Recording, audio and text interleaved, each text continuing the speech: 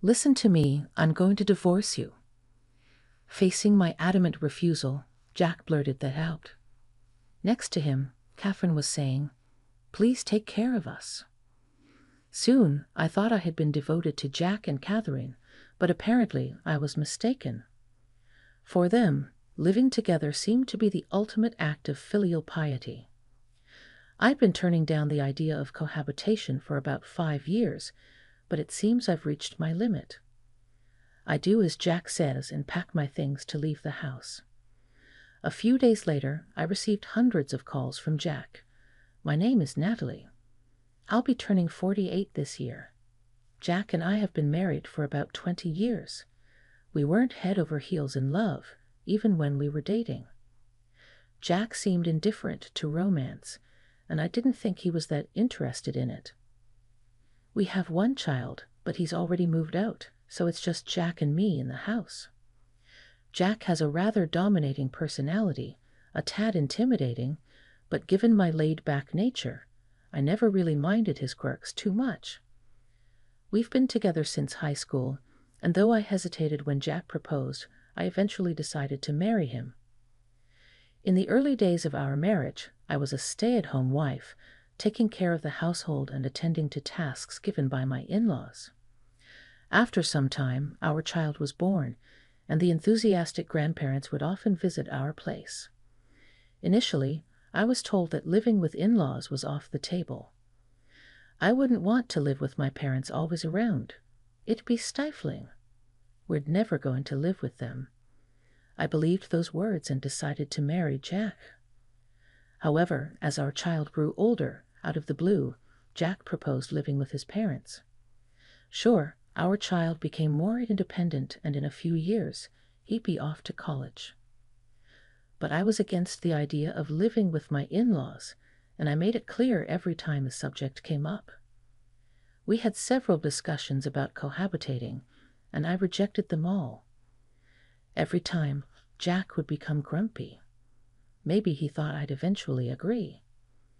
There were mainly two reasons why I didn't want to live together. Firstly, I didn't get along with my mother-in-law, Catherine.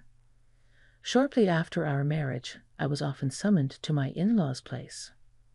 Since I wasn't working at that time, I'd always rush over if they needed any assistance. But even when I hurried, Catherine would complain, "You're late. How long do you think I've been waiting?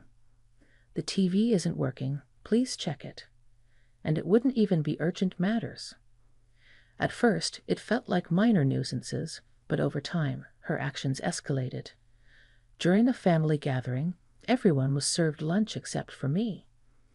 They had ordered sushi for the day, and there wasn't any for me, so I had no choice but to eat alone at a nearby diner.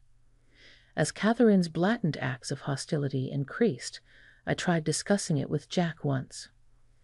"I think your mom has been giving me a hard time." I was hesitant to talk about it, but can you maybe speak to her? I tried to approach it gently, but Jack took it as criticism, feeling that I had insulted his mother. He got furious and gave me the cold shoulder for a while. That made it even harder for me to confide in him. From that point on, I felt Jack's attitude towards me changed. He was never the type to help around the house, but he used to assist when I asked. However, after discussing Catherine, he started ignoring even my simplest requests. While I kept refusing the cohabitation, Jack's mood worsened even more. Not only did his demeanor change drastically, but he also began coming home late and even hinted at having an affair. Not only did Jack's attitude change drastically, but he also stopped coming home. Moreover, he even began to make comments hinting at infidelity.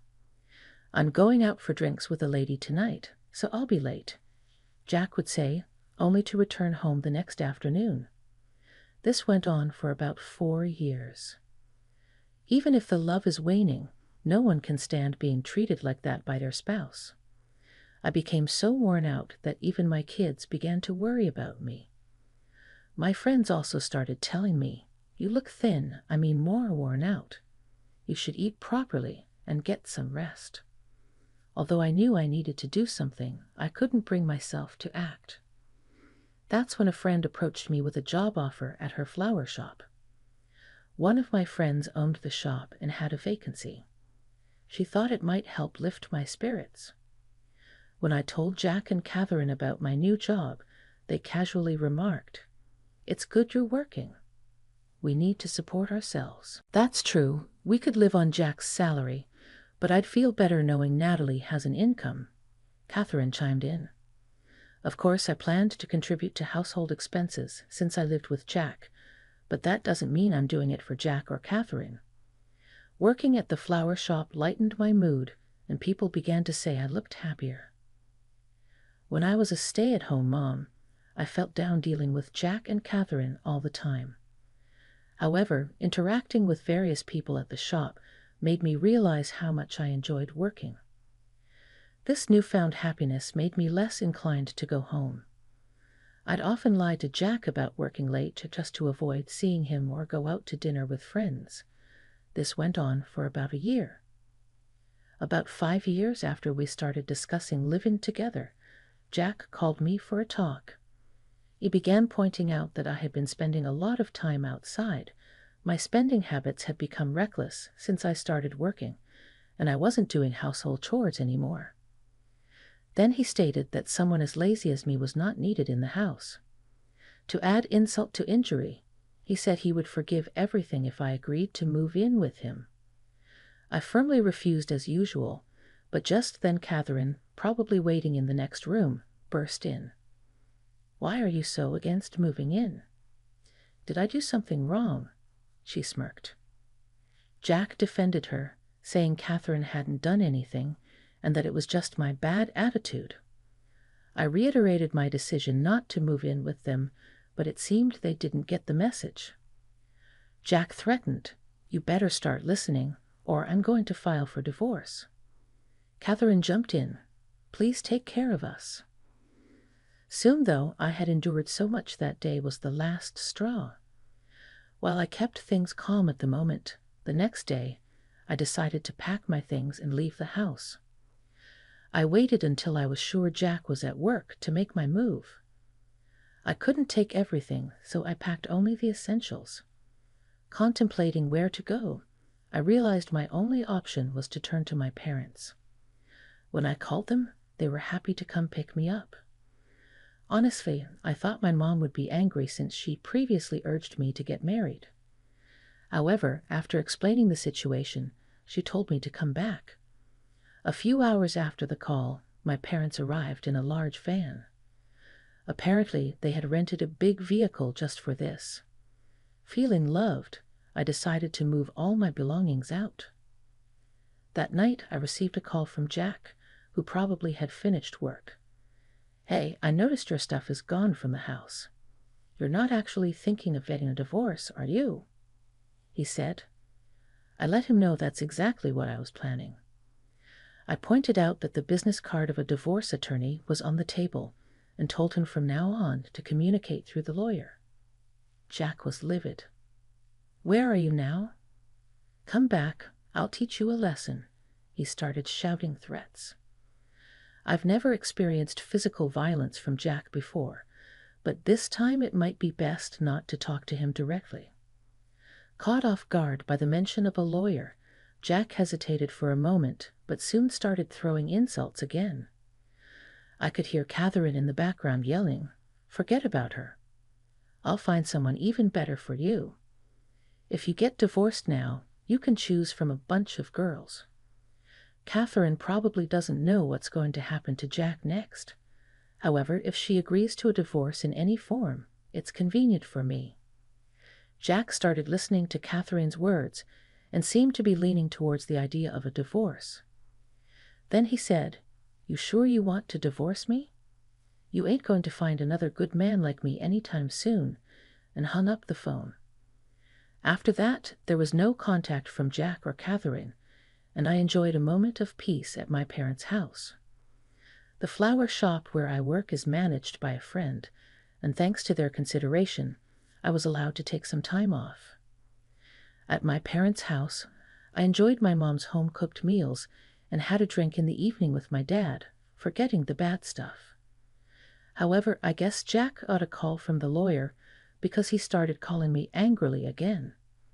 I told him to communicate through the lawyer, but did he not listen? The reason why Jack kept contacting me was clear. I had gathered evidence that would be beneficial for me during the divorce. For a long time, Jack often hinted at cheating. I was initially shocked, but I had a feeling we might divorce someday, so I recorded conversations just in case. He wasn't actually cheating, but it was true he went out for dinner with another woman.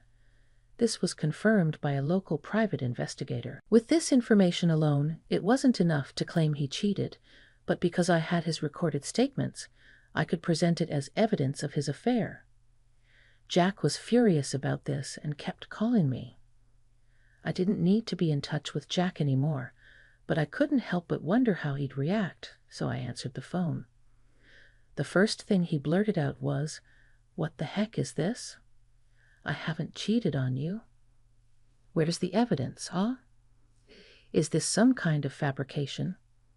See the crap you enjoy tarnishing my reputation, and you want to claim compensation for the emotional stress I've supposedly caused you. If anything, I should be the one asking." He was shouting at the top of his lungs. He was so loud that his voice distorted, and I couldn't hear some parts. Given how aggressive Jack was, I expected he'd be reluctant about the divorce.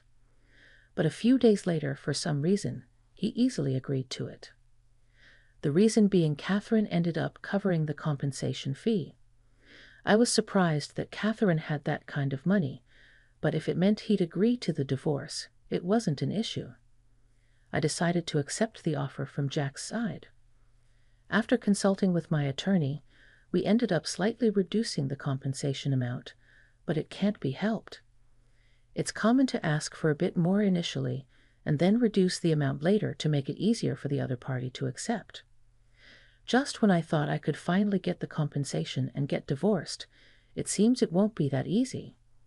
Just when the divorce seemed to be finalized, Jack decided to return to his in-laws' place, but when he got there, he found Catherine and her father, Kenneth, fighting.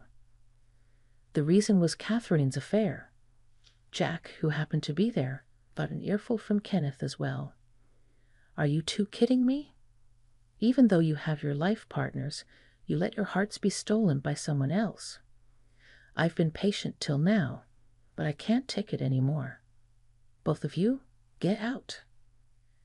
"No, I haven't cheated on anyone." "If you say I have, show me the evidence." Catherine was defiant against Kenneth, but she was speechless when Kenneth showed her the photos. The photos showed Catherine arm in arm with her lover. She had no words when presented with the undeniable evidence. On the other hand, Jack said, "I didn't cheat. This is something Natalie did on her own. The evidence shown is fake. It's a frame-up. There's no need to kick me out too." But Kenneth wasn't hearing any of it. Their argument was so loud the entire neighborhood could hear it, or so I heard later from a friend who lived nearby. They say father like son, but this seemed too much. Just like me, Kenneth had gathered evidence of Catherine's infidelity. Unlike Jack, Catherine really did cheat. She had been cheating for about 5 years, and Kenneth had noticed a while ago. Once he realized, he hired a private investigator and gathered evidence of her infidelity. Not only did Kenneth have photos of Catherine cheating, but he also had emails with content suggesting an affair. Catherine wasn't good with smartphones and hadn't set a password, so it was possible to gather the emails as evidence. Later, given our similar situations, I had a chance to talk with Kenneth. That's when he showed me the photos he used as evidence. The photos I received from the private investigator were pretty clear and showed evidence of cheating. Just having their arms around each other isn't enough proof, but the content of the texts clearly showed infidelity. From my own experience, I understood how important evidence really is. My lawyer even said having evidence puts you in a significantly better position. In Natalie's case, there are recordings, So even if there wasn't actual cheating, it proves that the marital relationship has severely broken down. You can definitely get a divorce. The difference between me and Kenneth was whether we were considering divorce by the time. I had gathered enough evidence. I was already prepared for the possibility of divorce. However, even after Kenneth found proof of infidelity, he continued with his married life. He said he continued the marriage because of the deep bond formed over the years they spent together. After the divorce, when Kenneth told me this, it reminded me of how I felt. When you spend years with someone, there's a point where you realize you're together more out of habit than love. If both parties communicate well during these times, it's probably not an issue. In reality, couples who've been together for years or married couples who've been together for decades communicate well. Kenneth and I just chose the wrong partners and couldn't manage that. Jack had a hard time with Shuji and Catherine, but in the end, the two were thrown out of their home. Having nowhere to go, they reluctantly ended up in a monthly apartment. It seems like Jack and Catherine were quite alike, often spending recklessly at convenience stores and buying unnecessary branded items. That's why they had hardly any savings when they were evicted. The reason I knew about their lack of savings is because they begged me to lend them money for the monthly apartment's rent. I had already divorced Jack and hadn't received any alimony from him, so I didn't lend him any money. If they could afford a monthly apartment, they must have borrowed money from relatives or acquaintances. However, monthly apartments have month-to-month contracts, so they'll have to leave after a month. Right now, people are keeping their distance from Jack. The reason is that I told everyone about what Jack did. Jack and I had been dating since our college days, so we had many mutual friends. Coincidentally, soon after our divorce, I was invited to a reunion. At the reunion, there were updates on everyone's lives, and I was asked about what I was doing now and how things were with Jack. I didn't think lying was right, and I had nothing to hide, so I honestly reported everything Jack and Catherine had done. Some classmates had lent money to Jack and were angry about the way he approached them. That guy always has an excuse for not paying back. I lent him $1,000 thinking of our old friendship. Guess I'll have to write that off. But I never imagined he'd do something so terrible to Natalie. I wish she had confided in us, one said while also taking my side. Since then, my interaction with friends increased, and Jack lost his. Having no one left to borrow from, Jack began visiting supermarkets late at night, looking for half-priced ready-made meals. The reason I know this is because I ran into him at a supermarket just before closing. Jack kept walking back and forth in the deli section, waiting for the half-price stickers to be applied. Finally, when they did put half-price stickers on the meals, Jack headed to the cashier, but it seemed he didn't have enough money even with the discount. Can't you just discount it by a few cents? It's no big deal. If the cashier can't be flexible, I'm going to complain, he shouted and stormed out of the store. I didn't want to bump into him, so I waited for a while before leaving. But even after 30 minutes, Jack was still outside the supermarket. There was someone there arguing with him. Why couldn't you buy it? It's strange. I'm starving and I haven't eaten anything today. Do something and get some food. The person arguing with Jack was Catherine. From their conversation, it seemed they were struggling even to eat that day. Trying not to be noticed, I pulled my hat down further and left the supermarket. After finalizing my divorce with Jack, I decided to re-enter the workforce. I was really surprised when I found a company willing to hire me on a contract basis at my age. I made up my mind to work hard to give back to this company. I had always thought I wasn't cut out for work, but as I tackled challenges head-on, I began to receive positive feedback. Most of my managers in the department are younger than me, but thanks to their thorough training, I can see my skills growing. Initially, I was just a contractor, but recently they approached me about becoming a full-time employee. With a full-time position, there will be more opportunities and challenges, and naturally, I'll earn more money. I've been saving up since my single days enough to afford a house. Now that I've divorced Jack, I don't plan on remarrying, so I decided to buy a condo when I got the promotion. In the past, I bumped into Jack and Catherine at a local Walmart, so part of my reason for moving was to avoid running into them. If we live in the same area, we might bump into each other again. As of now, Jack hasn't tried to reconcile or asked for money, but you never know. Friends and family advised me to move as far away as possible. The new place is a bit far from work, but it's well connected, so I can easily go shopping downtown. The condo is just right for a single person like me, not too big, but spacious enough. Now I'll have to work even harder to pay off my mortgage. But after living there for about 6 months, I started to feel a bit lonely. I don't plan to remarry, and it's a bit too small for roommates. Just when I was pondering this, I found a stray kitten outside my apartment. I decided to watch it for a while, thinking its mother might show up. I thought the mother cat might show up and take the kitten away at some point, but the next day, the kitten was still in the same spot outside my apartment building, crying just like the day before. With winter approaching, I couldn't bear the thought of it freezing outside. So, after consulting with my building manager, I decided to adopt it. The building allows pets, and as long as I take care of it, there's no issue. This playful kitten runs to me as soon as I get home. She's not picky with food and often snuggles into my bed during cold mornings. I wasn't particularly fond of cats before, but now I can't imagine life without her. I even show off her pictures at work, and I'm always talking about how she's the cutest. They say my child is the cutest, and I find myself oddly agreeing with that. I have a few friends who also have cats, so it's reassuring to know I can ask them for advice. These days, I look forward to coming home to my waiting cat.